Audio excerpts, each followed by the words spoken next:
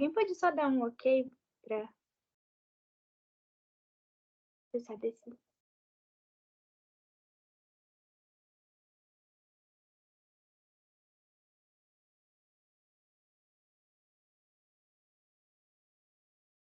Sim.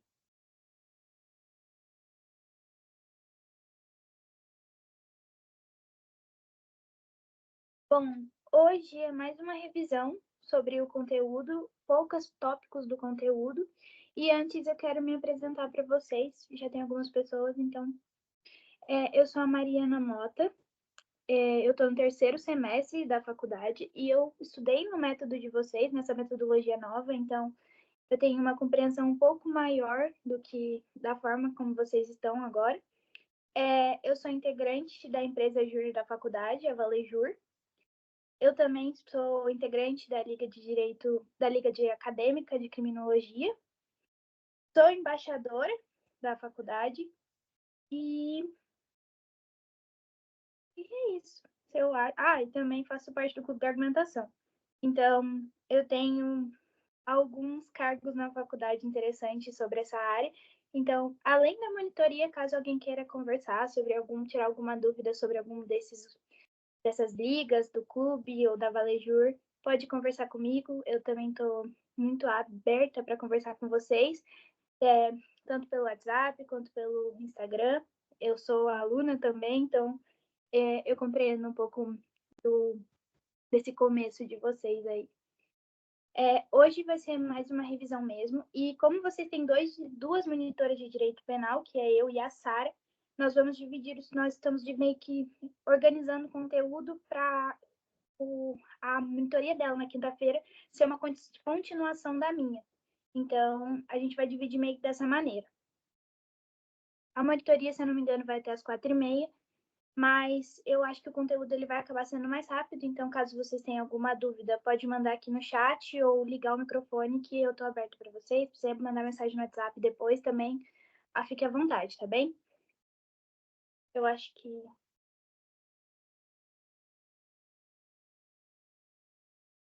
já dá para...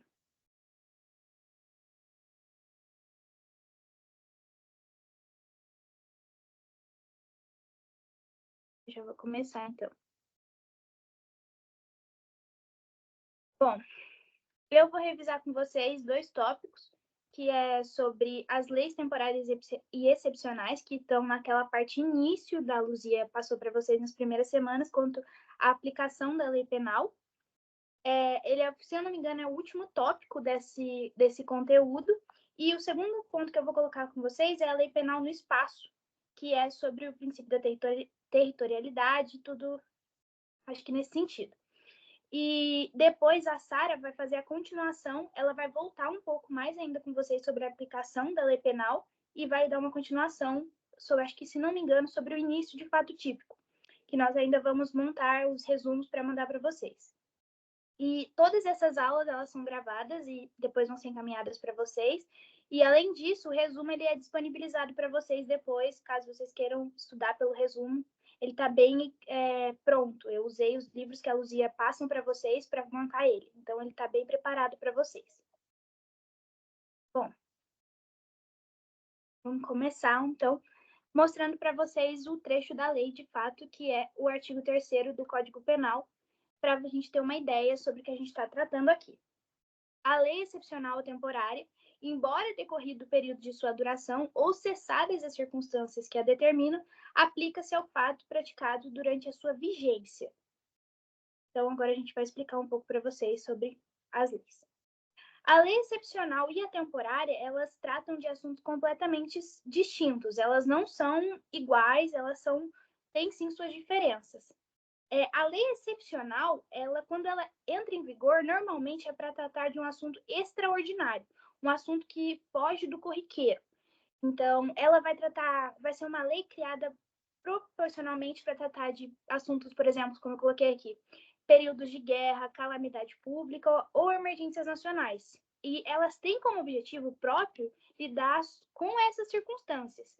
Elas não são legislações feitas para lidar com a nossa vida cotidiana.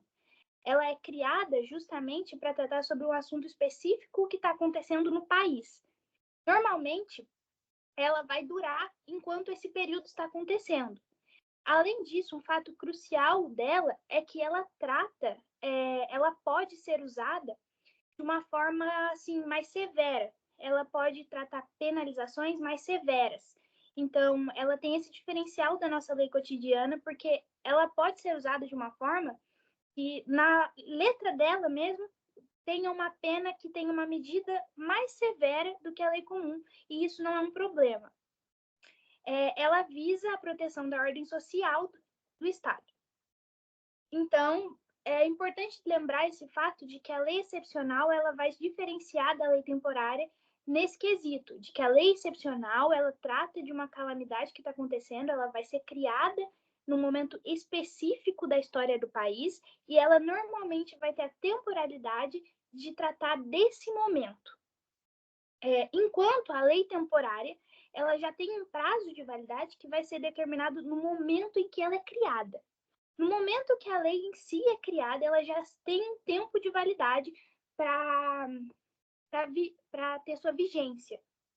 Ela é aplicada também em um momento específico do tempo, ela não é promulgada, ou seja, ela não é excedida para atender a necessidades transitórias ou urgentes. E ela é ao contrário da lei excepcional, já que ela não necessariamente é ligada a situações de emergência. Na verdade, ela é uma lei que vai ser utilizada em um momento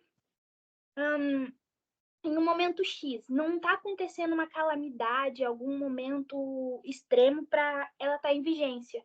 Na verdade, ela só tem um prazo determinado. Por exemplo, essa lei vai ser criada para ter vigência durante 2 anos. Ela só tem uma data pré-determinada, que é completamente diferente da lei excepcional, que é criada para tratar de um momento necessário na história. É bem legal você saber essa diferença, porque são pautas muito básicas e que, caso caia na OAB, já que é uma coisa, infelizmente, mais que vocês precisam pensar, é uma coisa bem simples para se responder na OAB. Então, é interessante deixar ali no fundinho da memória, assim, para saber tratar. Provavelmente, pelo que eu li e pelo que eu sei, a prova de vocês vai ter 4 questões da Luzia. Essas questões provavelmente vão ser casos, e nesses casos vão ser tratados entre... Pode ser que na primeira questão tenha A, B, C, enfim. Então, provavelmente ela não peça... Isso é uma suposição minha, conhecendo as provas da Luzia.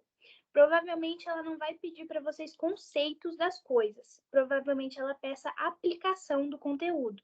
Então, provavelmente ela pegue um exemplo de algo, crie um caso e peça para você, a partir dos conceitos, resolver aquela situação. Ela provavelmente não vai pedir para você explicar algo para ela, entendeu? Isso é muito provável que aconteça, inclusive, em todas as provas. Bom, agora vamos seguir para o próximo slide, que vai tratar sobre o resumo dessas situações que eu expliquei para vocês. Elas são aplicáveis aos crimes cometidos durante sua vigência, ainda que possam expiração ou revogação. O que significa isso? Bom, todo crime que foi cometido enquanto essa lei estava em vigência, ela estava ativa, ela precisa ser julgada com essa lei. Então, mesmo que ela já tenha sido desativada, revogada, ainda que a situação que o crime tenha sido cometido enquanto ela estava vigente, ela precisa ser utilizada. Então, ela, mesmo que depois de sua expiração ou revogação, ela precisa ser usada. As leis temporárias e excepcionais, elas são utilizadas mesmo que depois de revogadas, desde que o crime tenha sido cometido enquanto elas estavam ativas.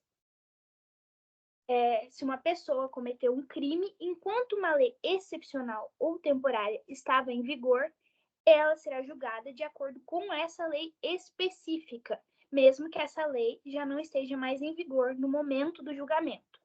Porque provavelmente a lei excepcional ou temporária foi criada justamente para tratar aquela divergência que acontecia naquele momento.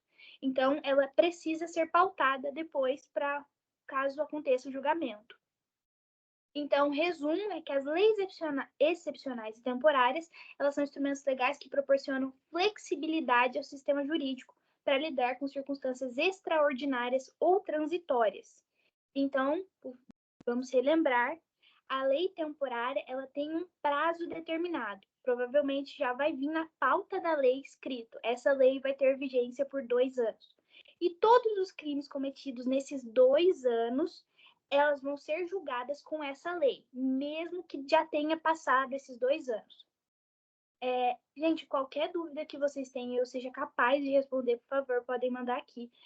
Caso vocês tenham alguma dúvida sobre uma matéria que não seja colocada aqui, que provavelmente vai cair na prova, vocês também podem perguntar ou me procurar, tá? Para tirar qualquer dúvida de aula e extra. A Sara também vai dar continuação da matéria, então na quinta-feira, provavelmente vocês vão ter outra parte da revisão para a prova da semana que vem.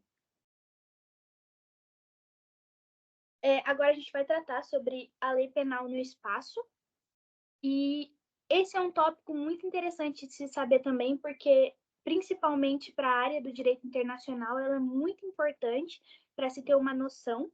E é um assunto que cai e talvez tenha um ponto, sim, que seja importante vocês saberem para a prova. Vamos começar pelo princípio da territorialidade, que ela é partida no artigo 5º do Código Penal. E é interessante vocês saberem que a territorialidade no direito penal, ela refere-se ao princípio que determina que as leis penais de um país são aplicáveis dentro do seu território. Então, a gente vai definir aqui o que é o território do Brasil, o que abrange o território do Brasil e onde a lei penal ela vai ser aplicada no país. As normas penais elas têm efeito dentro das fronteiras geográficas de um Estado soberano. Então, primeiro a gente vai definir o que é o território nacional. Isso aqui é uma questão que eu acho que normalmente a gente aprende no ensino médio, né, em aulas de geografia, mas que aqui no direito é completamente diferente do conceito da geografia. Tem algumas pautas assim que são diferentes. Então, é todo o espaço, a lei penal do Brasil vai ter efeito em todo o espaço em que o Brasil exerce soberania. E quais são esses espaços?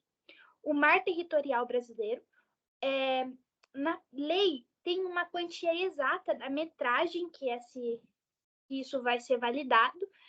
Eu não decorei, não sei se é interessante saber, mas é ideal que se tenha a noção de que é o mar territorial brasileiro. Além de todo o espaço aéreo subjacente ao nosso território físico e ao mar territorial brasileiro. Então, vamos lembrar que é o mar e o território aéreo subjacente, ou seja, que está alocado em cima do país. Porém, as aeronaves e as embarcações também são território nacional. Ou seja, agora vamos especificar quais essas aeronaves e embarcações. As brasileiras privadas, ou seja, que sejam de caráter privado de não público, em qualquer lugar que se encontrem, salvo em mar territorial estrangeiro ou sobrevoando território estrangeiro.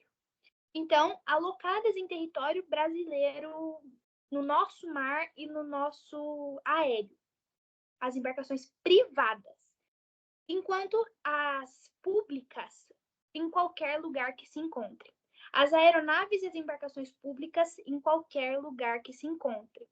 Então, por mais que esteja sobrevoando um outro país, ainda assim vão representar território nacional e vão ter aplicação da lei penal brasileira, mesmo que, por exemplo, um assassinato que tenha acontecido dentro de uma aeronave pública brasileira que tenha ocorrido em outro país. Ainda assim vai ser aplicada a lei penal brasileira, porque estava em um território nacional. E as estrangeiras privadas no mar territorial brasileiro. Então, se porventura as embarcações ou aeronaves estrangeiras estiverem alocadas no mar territorial brasileiro, elas têm sim o direito de ser julgadas com a lei penal brasileira, já que estão no território nacional. Então, esse território nacional é importante saber para a gente ter a noção de onde é que a lei penal brasileira vai ser aplicada. Então, nessas circunstâncias, as leis penais também são aplicadas. Um fato muito importante de relembrar é que os diplomatas do nosso país, eles também, apesar de qualquer crime cometido em qualquer outro país, eles ainda assim têm o direito de serem julgados no nosso país, com a lei penal brasileira. Então, mesmo que o fato de um diplomata tenha cometido lá fora, ele tem o direito, sim, de ser julgado com a nossa lei. Casos específicos também podem ter a opção de ser aplicados à lei penal brasileira. Mas é importante só lembrar que esses são os territórios que vão ter a lei penal aplicada com certeza no Brasil. Bom, o nosso país adota no Código Penal o princípio da territorialidade relativa. Então, é um fato importante também de relembrar de que o princípio usado na lei penal brasileira é da territorialidade relativa, também chamada de personalidade, mas isso é sinceramente muito pouco usado. Vejo que nos livros de doutrina são mais usados territorialidade relativa. Esse princípio vai estabelecer que a lei penal do país é aplicável aos seus cidadãos, mesmo quando o crime é cometido fora do território nacional. Está acontecendo um crime lá fora no momento, que foi julgado lá fora. Quando essa pessoa veio para o país, ele foi julgado novamente, justamente por conta desse princípio, que é o princípio da territorialidade relativa. Mesmo que esse cidadão cometa o crime lá fora, ele ainda pode ser julgado no país. Então, a lei penal ela vai ser aplicada mesmo que o cidadão tenha cometido o crime fora do país. Isso é um ponto muito importante. Isso significa que um brasileiro que cometa um crime no exterior, ele pode sim ser punido e processado de acordo com a legislação brasileira.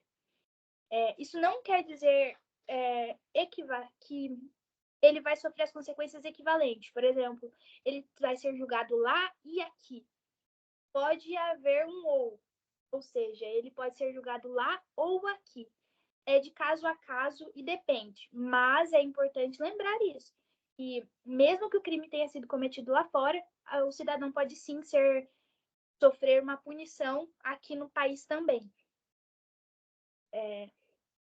Eu acho que algumas pessoas aqui têm noção do que está acontecendo, que está acontecendo exatamente esse princípio da territorialidade. E também o local do crime. O Código Penal ele definiu no artigo 6º o lugar do crime, adotando a teoria da ubiquidade ou mista, segundo o qual o crime se considera praticado tanto no lugar da conduta quanto naquele em que se produziu ou deveria produzir-se o resultado. Então, no sentido de o crime ele pode ser adotado o resultado o crime pode ser adotado tanto no momento da conduta, no momento em que foi efetivado o crime, ou no momento do resultado do crime. Principalmente em situações de assassinato, de envenenamento, por exemplo, essas são questões importantes de lembrar sobre onde será aplicado a lei penal. É muito relativo. A lei penal ela pode ser aplicada, então, no momento da conduta do cidadão ou no momento do resultado da conduta do cidadão. Se eu não me engano, é só isso. A revisão desses dois tópicos, para finalizar as primeiras semanas de aula de vocês, foi bem rapidinha, eram conteúdos bem básicos, então era isso que eu tinha preparado para as primeiras revisões. A Sara realmente vai dar continuidade no conteúdo de vocês, para que semana que vem vocês sejam preparados para a prova. O resumo que eu montei, que está no grupo, ele está bem preparado, está baseado nos livros que a Luzia própria encaminhou para vocês. E qualquer dúvida que vocês tiverem sobre matérias extras ou matérias que estão aqui, vocês podem me procurar tanto pelo WhatsApp, gente, quanto no Instagram, é Mariana Mota. Então, podem me procurar, tanto se vocês quiserem falar também sobre outras coisas da faculdade. Semana que vem, se eu não me engano, vai começar sobre fato típico. Então, eu vou dar continuidade no assunto de fato típico. E a gente vai dividindo assim, então, uma partezinha na terça-feira comigo com a Sá e na quinta-feira uma parte com a Sara. E as partes vão se complementar. Então, é interessante também que caso vocês tenham uma dúvida na sala de aula, vocês podem sim procurar a gente, tá? Então, se alguém tiver qualquer dúvida, pode abrir o microfone também, pode mandar uma mensagem no chat extra. Até as 4h30 a gente está em monitoria, então, mesmo que o assunto tenha acabado, eu estou disponível para vocês, tá bom? Eu acho que chegou até mais gente depois do início, né? Então, qualquer dúvida eu estou disponível. O resumo tá... O slide foi feito, mas o resumo tá mais completo ainda que os slides. Então, eu nem encaminhei para vocês os slides, preferi encaminhar só o resumo. Ao final das monitorias, ou até antes, eu acho que eu consigo fazer isso, eu vou montar todos os resumos certinhos e eu estou utilizando também de resumos que eu fiz quando eu estava no meu primeiro semestre, baseados nas provas que eu fiz, que é diferente da de vocês, mas que dá para ter uma ideia. E eu vou montar certinho um PDF e encaminhar para vocês com todo o material de direito penal do primeiro semestre prontinho. Eu acho que é isso. Eu quero agradecer vocês pela presença. Novamente, estou disponível no meu WhatsApp e também no Instagram. Foi super rapidinho, em meia hora deu para explicar para vocês esse conteúdo. Mas, então é isso, gente. Muito obrigada. Qualquer dúvida, podem me procurar, tá?